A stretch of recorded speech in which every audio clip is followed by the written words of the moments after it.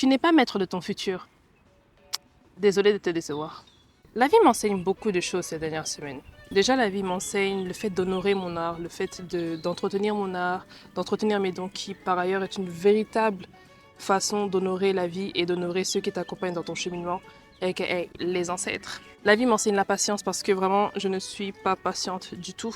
La vie m'enseigne la confiance en soi pro max parce que j'ai confiance en moi, mais il faut quand même level up le niveau. Mais s'il y a vraiment deux choses que la vie m'enseigne en ce moment, c'est la reconnaissance et le lâcher prise. Techniquement, il y a trois choses. Parce que j'ai dit la patience en tout premier comme ça, mais ces derniers mois ont vraiment été une mise à l'épreuve en ce qui concerne ma patience. Donc s'il y a trois choses que la vie m'enseigne en ce moment-là, c'est le lâcher prise, la reconnaissance et la patience. Avant d'arriver à la conclusion de comment j'ai su que c'était ça qu'il fallait que j'intègre dans ma vie, je vais vous raconter trois petites histoires, voire vous donner trois petits exemples pour que vous compreniez comment on m'a mis à l'épreuve. Très marrant. Première histoire, le chèque. Il faut savoir que pour me dégoter le petit matériel que j'ai là, le petit matériel avec lequel vous me voyez actuellement, j'ai dû demander à mes parents. Je leur ai dit que j'avais un projet et que j'avais besoin d'argent pour pouvoir acheter ce matériel en fait. Et mes parents m'ont dit, ok, donc ma mère m'a fait un chèque. Donc le moment arrive, je vais déposer le chèque, mais de la précipitation, genre je vais déposer le chèque et tout, toute contente et tout. Pendant que je remplis le chèque et que je le signe, je fais une erreur sur la date. C'est-à-dire qu'au lieu d'écrire 0103, j'ai écrit 0130 par exemple. Donc je me suis trompée d'un chiffre. Je me suis dit, bon, j'ai pas d'autre chèque, je peux pas appeler ma mère, qu'est-ce qui se passe?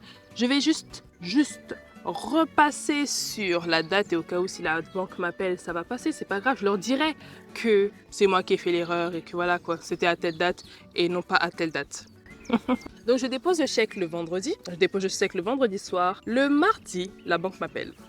Oui, bonjour mademoiselle, comment allez-vous? Je vais très bien, merci. Et vous? Nous allons très bien. On vous appelle par rapport à un chèque que vous avez essayé de déposer vendredi dernier. On vous annonce que ce chèque ne pourra pas être passé parce qu'il y a une rature sur le chèque. Je leur dis oui, c'est moi qui fais la rature, je me suis trompée, au lieu d'écrire telle date, j'ai mis telle date. Ils disent oui, on comprend, mais ça pourra pas passer parce que c'est une rature. À partir du moment où elle a dit ça, vraiment, quand j'établis un programme, moi je me suis dit ça va passer tant, je vais prendre mon argent de temps pour acheter tant pour commencer à tel moment. Toi tu me dis que ça va pas passer, ça ne passe pas pourquoi maman? Ça ne passe pas comment? Explique-moi. Donc elle me fait comprendre que oui, elle va rejeter le chèque et tout, que l'argent va retourner dans la banque et tout. Et je lui dis mais ça va prendre combien de temps? Et elle me dit franchement je sais pas, il va falloir appeler la banque. Je leur dis mais c'est vous qui rejetez le... Seigneur, c'est vous qui rejetez le chèque. Donc, vous ne pouvez pas demander à la banque en question quand est-ce que ça pourra. Nous, on ne sait pas trop et tout, et le tralala, blablabla. À partir de ce moment-là, tous les jours, j'appelais la banque pour savoir quand est-ce que le chèque allait être envoyé. Après, ils ont fini par me faire comprendre que le chèque allait passer. Sauf que le chèque ne passait pas. Je regardais chaque jour mon application bancaire, je ne voyais pas l'argent là dans mon compte. Je commençais à péter les plombs. Les jours passaient. Je vous dis que les jours passaient. Je ne sais même pas avec qui ni contre quoi je faisais la course, ni qui m'avait donné une deadline pour acheter mon matériel. Mais plus les jours passaient, plus je pétais les plombs. Là, je mettais des coups de pression au conseil. Genre, c'est pas que je vous parle mal, madame. Hein. C'est vraiment, mais j'ai juste besoin d'avoir mon argent. Est-ce que c'est possible que je puisse avoir mon argent? Je me suis mis une pression qui n'avait pas de nom. Carrément, j'ai dû avoir la directrice d'argent pour lui dire, mais faites passer ce chèque. Est-ce que c'est possible? Et le lendemain, le chèque est passé. Après peut-être 2 ou 3 semaines de combat. Quand j'ai reçu l'argent, j'étais très contente, j'étais très heureuse, enfin. Mais j'ai souffert. Ma patience a été mise à rude épreuve. Mais je n'avais pas encore compris. Donc la vie m'a envoyé un autre exemple encore. Deuxième exemple, la formation. Il faut savoir que de base, moi, tout ce qui est photo, vidéo, montage, etc., je suis autodidacte. C'est vraiment par passion, par plaisir que j'ai commencé à apprendre à filmer, à prendre des photos, à faire des montages. Je fais ça depuis des années. Sauf que je me suis dit, pour avoir plus de crédibilité, et c'est comme ça que ça fonctionne, on va dire, dans le monde de l'entrepreneuriat, quand tu te lances dans une entreprise, les gens veulent savoir si tu as des diplômes, les gens veulent savoir si tu as des certifications. Oui, c'est bien beau d'être autodidacte, mais nous, on veut le papier, tu vois. J'ai commencé un master en audiovisuel, que je suis actuellement, et je me suis lancée à côté dans une formation de photo et vidéo. Donc au sujet de la formation, en fait, je me rends compte qu'il y a des youtubeurs que je suis qui ont créé une formation qui a l'air très alléchante. Je décide de m'inscrire. Très contente, je remplis directement les papiers. Et pour s'inscrire, il fallait que je fasse mon identité numérique. C'est quelque chose pour prouver ton identité. Donc j'ai fait mon identité numérique, je remplis mon dossier de chez moi et j'avais l'opportunité de la faire valider dans un bureau de poste. Soit tu le faisais dans un bureau de poste, soit tu le faisais depuis chez toi. Je me suis dit ça va être plus rapide depuis le bureau de poste, je vais aller en bureau de poste. J'ai fait valider mon compte par une conseillère de la poste. tout. Elle me dit oui, tout va bien, vous pouvez rentrer chez vous. Ça sera valide d'ici 1 heure ou 2. De base, moi je savais que ça devait être valide direct, mais elle m'a dit 1 heure ou 2. C'est pas grave, j'attends 1 heure ou 2. Faut savoir que c'était un vendredi. Donc j'attends 1 heure, j'attends 2 heures, j'attends 3 heures, ça ne passe pas. Je me dis que bon, peut-être le lendemain ça va se faire, c'est un samedi. Samedi, ça ne se fait pas. Dimanche, évidemment, tout est fermé, ça ne se fait pas. Lundi, j'ai pas le temps de retourner à la poste. Le mardi, j'ai pas le temps de retourner à la poste, je suis au travail. Donc, qu'est-ce que je décide de faire? Je décide d'appeler l'organisme de l'identité numérique. Je leur dis, bon, bah, il y a un petit problème, j'ai fait mon dossier tel jour, je vois que c'est pas encore passé, est-ce qu'il y a un problème? Là, on me fait comprendre que la dame, au lieu de valider ce qui avait écrit, ce que moi j'ai écrit pour te donner pour que tu valides, elle a réécrit autre chose. Elle a écrit mon adresse mail avec une majuscule au début, alors que mon adresse mail n'a pas de majuscule au début. Ce qui veut dire qu'elle a créé un double compte avec le même numéro. Le monsieur au bout de l'appareil me fait comprendre que il va falloir supprimer les 2 comptes, il va falloir attendre 48 heures et ensuite recréer un compte et le refaire valider. Vous n'imaginez pas mon état quand j'ai appris ça. Je dis ok, pas de souci, ce n'est que 48 heures. Si j'ai pu attendre autant de temps, je peux attendre 48 heures. Donc j'attends les 48 heures, j'essaie de recréer mon compte, mais ça ne passe pas. On me dit que c'est déjà utilisé. Je me dis, oh, comment ça c'est déjà utilisé? C'est mon adresse mail, et on est censé l'avoir supprimée, donc comment ça c'est déjà utilisé? Je rappelle. Je tombe sur un monsieur, je lui explique ma situation, il me dit, oh, mais le monsieur que vous avez eu, il n'a pas fait supprimer, il a dû zapper, il a dû oublier, oh là là. Oh là là? Tu fais pas ton travail, oh là là?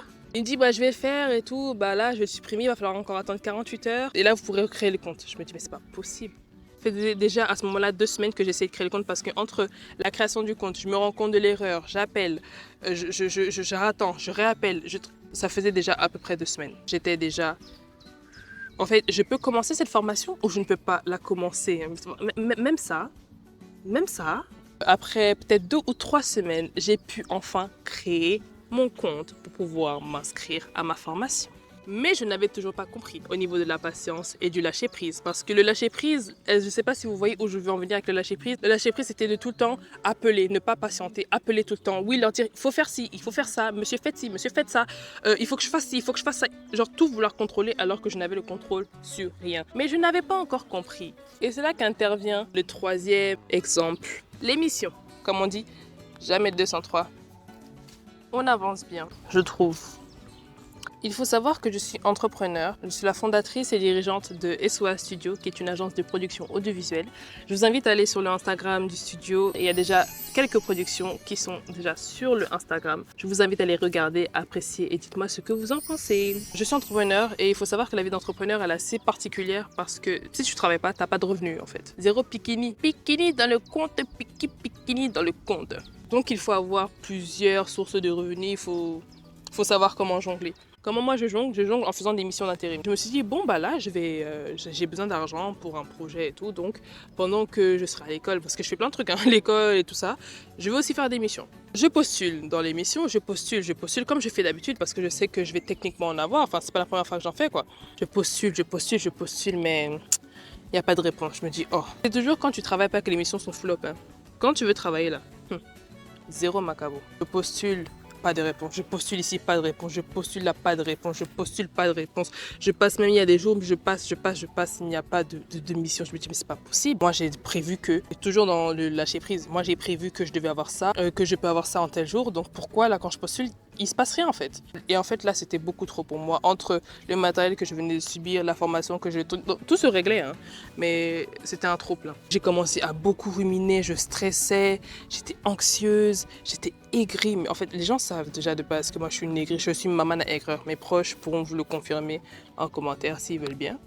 J'étais limite dans un état de dépression, ça n'allait pas. Et c'est un jour comme ça que je faisais la vaisselle. Et moi, il faut savoir que c'est toujours en faisant la vaisselle que les idées me viennent. Je sais pas pourquoi, je sais pas vous comment ça se passe, mais moi, c'est en faisant la vaisselle. J'ai écouté en fond une vidéo d'une entrepreneur. Elle s'appelle Erin Coney. Elle parlait de la reconnaissance. Elle ne comprenait plus, ses finances n'allaient plus, ses projets n'allaient plus, elle n'avait plus d'opportunités. Elle se demandait, mais qu'est-ce qui se passe en fait? Pourquoi tout ce que j'entreprends échoue? Et là, elle finit par dire que j'ai compris que si mes opportunités, elles baissaient, c'est parce que je n'étais pas reconnaissante envers ce que j'avais. Et là, illumination. Quand je vous dis illumination, je me suis dit, c'est ça en fait. Explique-moi, Essoua, tu n'as pas de problème dans ta vie. Tu as de quoi manger, tu as de quoi boire, tu as un toit sur ta tête, tu peux dormir sur un lit. Genre carrément, moi-même j'ai deux matelas sur lesquels je peux dormir.